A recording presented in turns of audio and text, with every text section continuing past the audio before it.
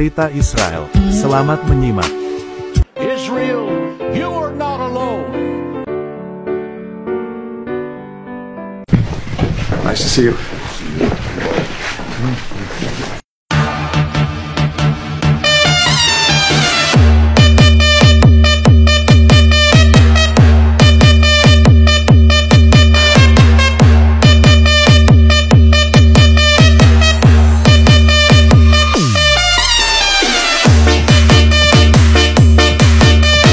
We know that for the people who are most affected by the attacks and the conflict that's followed, time moves differently. Antony Blinken berbicara dari Tel Aviv setelah bertemu dengan para pemimpin Israel. Menteri Luar Negeri Amerika Serikat Antony Blinken mengatakan kepada Perdana Menteri Benjamin Netanyahu pada hari Selasa bahwa Israel harus berhenti menyebabkan kerugian lebih lanjut terhadap warga sipil di Gaza, kata Departemen Luar Negeri. Menteri menegaskan kembali dukungan kami terhadap hak Israel untuk mencegah terulangnya serangan teroris pada tanggal 7 Oktober dan menekankan pentingnya menghindari kerugian sipil lebih lanjut dan melindungi infrastruktur sipil di Gaza, kata juru bicara Departemen Luar Negeri, Matthew Miller, dalam sebuah pernyataan setelah Blinken bertemu Netanyahu di Tel Aviv. Tampaknya ini adalah pertama kalinya pemerintahan Biden meminta Israel untuk menghindari menargetkan infrastruktur sipil selain warga sipil itu sendiri, karena cakupan kehancuran di Gaza terus meningkat. Dalam konferensi pers Selasa malam, Blinken mengatakan jumlah korban jiwa di Gaza, terutama anak-anak, terlalu tinggi. Dia juga meminta Israel untuk mendukung upaya PBB untuk merehabilitasi jalur Gaza. Dan untuk mendukung koordinator kemanusiaan Gaza yang baru, Sigrid Kaag, dia mendapat dukungan penuh dari Amerika, dia juga harus mendapat dukungan dari Israel. Diplomat terkemuka Amerika Serikat ini bertemu dengan seluruh kabinet perang Israel setelah pertemuan empat mata yang panjang dengan Netanyahu. Blinken dan Netanyahu membahas upaya berkelanjutan untuk menjamin pembebasan semua sandera yang tersisa dan pentingnya meningkatkan tingkat bantuan kemanusiaan yang menjangkau warga sipil di Gaza, menurut Miller. Sebagai tanda kemungkinan terjadinya perselisihan selama pertemuan tersebut, kantor Perdana Menteri tidak mengeluarkan pernyataan seperti biasanya. Pada konferensi pers, Blinken mengatakan bahwa normalisasi dengan lebih banyak negara Arab hanya terjadi melalui pendekatan regional yang mencakup jalan menuju negara Palestina. Krisis ini sudah jelas, lanjutnya. Anda tidak dapat memiliki yang satu tanpa yang lain. Mendukung pembicaraan pemerintahan Biden tentang negara Palestina, menurut laporan Channel 12 yang tidak bersumber dari sumber Washington, meluncurkan inisiatif perdamaian Arab yang disponsori Arab Saudi lebih dari 20 tahun yang lalu, sebagai kerangka kerja yang memungkinkan untuk mengakhiri perang melawan Hamas di Gaza. Inisiatif tahun 2002 menawarkan normalisasi hubungan Israel dengan seluruh dunia Arab setelah mencapai solusi dua negara dalam konfliknya dengan Palestina. Riyadh telah mengesampingkan perjanjian itu karena melakukan pembicaraan normalisasi terpisah dengan Israel, yang ditengahi oleh Amerika Serikat, sebelum serangan Hamas pada tanggal 7 Oktober. Saudi secara luas dianggap siap menghadapi kemungkinan normalisasi hubungan dengan Israel tanpa terlebih dahulu mengamankan pendirian negara Palestina. Laporan tersebut mengatakan pemerintahan Biden berpendapat bahwa perjanjian semacam itu demi kepentingan Amerika Serikat, Israel, dan negara-negara kawasan. Dikatakan bahwa Blinken telah menyampaikan kepada Israel bahwa gambar dan rekaman perang di Gaza mengarah pada radikalisasi di negara-negara Timur Tengah, dan mendorong Israel untuk melakukan pembicaraan mengenai perjanjian diplomatik di utara, untuk mendapatkan lebih banyak bantuan kemanusiaan ke Gaza dan untuk cakrawala diplomatik bagi otoritas Palestina. Namun para pemimpin Israel mempunyai visi berbeda mengenai perang di Gaza, setidaknya dalam jangka pendek.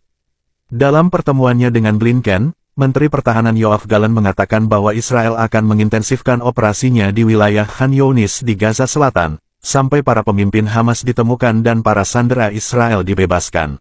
Berdasarkan pembacaan pertemuan tersebut, Gallant memberi pengarahan kepada Blinken tentang perkembangan perang dan mencatat perubahan taktik tempur Israel di Gaza Utara, di mana militer telah mengurangi sebagian pertempuran setelah mereka memperoleh kendali operasional di wilayah tersebut.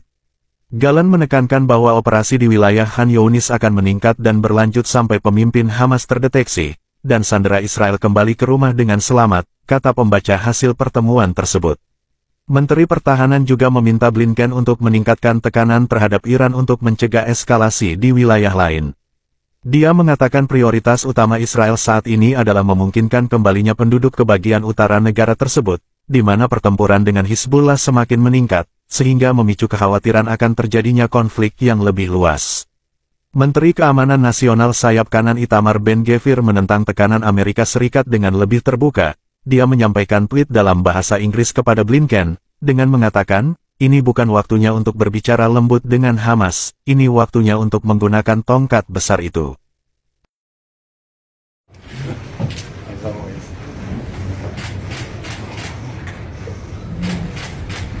Good morning, ladies and gentlemen. Good morning, Secretary Blinken. As always, it's such a pleasure to have you in Israel. This is your fourth trip already in this Gaza war, and we are very grateful to you for your support and for your steadfast commitment to Israel's safety and to making sure that Israel wins this war, because it's a war that affects international values and the values of the free world. Yesterday I had a long conversation with the Vice President. Welcome, Mr. Secretary. Okay. Very good. Okay. Keadaan yang sangat rumit di Israel untuk kunjungan kelimanya sejak serangan Hamas tanggal 7 Oktober, Blinken memulai harinya bertemu dengan Presiden Isaac Herzog di Tel Aviv. Berada di samping Herzog, Blinken berbicara tentang upaya tanpa henti Washington untuk memulangkan sandera yang tersisa dari tawanan Hamas. Seraya menambahkan bahwa dia akan berbagi apa yang dia dengar dari sekutu regionalnya dengan Herzog dan Netanyahu.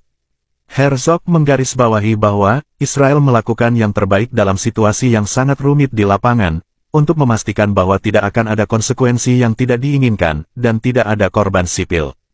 Kami memperingatkan, kami menyerukan, kami menunjukkan, kami mengirimkan selebaran, kami menggunakan semua cara hukum internasional, yang memungkinkan kami untuk memindahkan orang-orang, sehingga kami dapat mengungkap kota besar teror yang ada di bawah, di tengah-tengah masyarakat, rumah, ruang keluarga dan kamar tidur, masjid, toko dan sekolah, kata Herzog.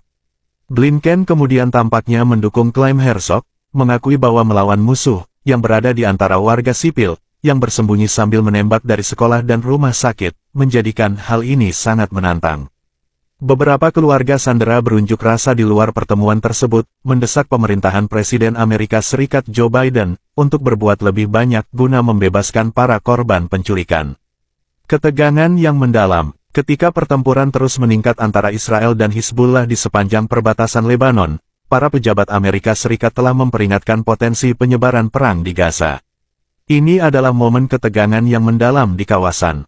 Ini adalah konflik yang dapat dengan mudah menyebar, menyebabkan lebih banyak ketidakamanan dan lebih banyak penderitaan, kata Blinken di Qatar, pada hari Minggu.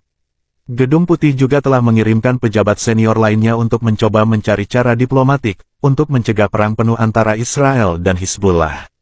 Biden mengirim utusan khusus Amos Hochstein ke wilayah tersebut, ketika Washington mengintensifkan keterlibatan diplomatiknya dalam upaya meredakan ketegangan antara Israel dan proksi Iran di Lebanon. Serangan lintas batas dari Lebanon terus terjadi sejak pecahnya perang antara Israel dan Hamas di jalur Gaza pada tanggal 7 Oktober. Pemerintahan Biden juga ingin melihat pertempuran di jalur Gaza mereda, dan situasi kemanusiaan membaik secara signifikan. Ketika Biden tertinggal dari calon penantangnya dari Partai Republik, Donald Trump, dalam jajak pendapat menjelang pemilihan presiden tahun ini, kebutuhan untuk mengatasi kehancuran yang terjadi di Gaza menjadi semakin mendesak di Washington. Menghadapi pengunjuk rasa sayap kiri yang menyerukan gencatan senjata pada hari Senin, Biden mengatakan dalam pidatonya di sebuah gereja di Carolina Selatan, bahwa dia diam-diam telah bekerja dengan pemerintah Israel untuk membuat mereka mengurangi dan secara signifikan keluar dari Gaza. Juru bicara pasukan pertahanan Israel Daniel Hagari, mengatakan kepada The New York Times pada hari Senin bahwa IDF telah memulai fase baru yang tidak terlalu intensif dalam perang melawan Hamas, dengan mengurangi lebih sedikit pasukan darat dan serangan udara. Seorang pejabat senior Amerika Serikat mengatakan kepada CNN, pada hari Selasa bahwa Blinken diperkirakan akan fokus pada rencana Israel untuk beralih ke fase ketiga.